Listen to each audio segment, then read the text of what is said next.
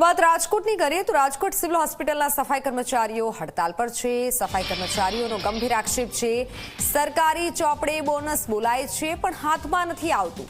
HR દ્વારા ખોટી રીતે હેરાનગતિ અને પગાર કાપનો આરોપ છે।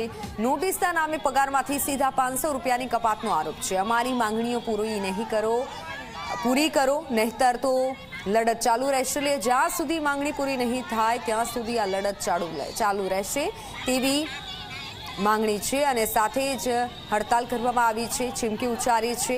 એચઆર દ્વારા ખોટી રીતે હેરાનગતિ અને પગાર કાપનો આરોપ મુકાયો છે।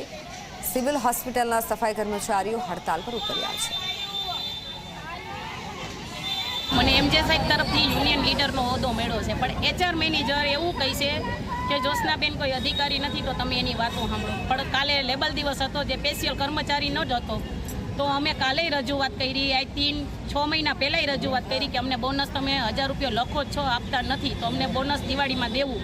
તો કોઈ વસ્તુનો અમને જવાબ કંપની કે એચઆર મેનેજર ભાવનાબેન નથી દેતા, અને કોઈ કર્મચારીનો વાક ન હોય તો એચઆર મેનેજર ભાવનાબેન હાલતા બધાને 500 રૂપિયાનો મેમો આપે છે અને 500 રૂપિયા પગારમાંથી કાપવામાં આવે છે। અમે 10,000માં કેટલીક વસ્તુ કાપી લેવી અમારી, તો અમારે કરવું શું? 1.5 વર્ષનું પીએફ નાખ્યું નથી, કટકે ને બટકે પીએફ કંપની નાખે છે પણ સામેથી તો આવતું નથી, તો અમારે કઈ રીતના પીએફ લેવાનું?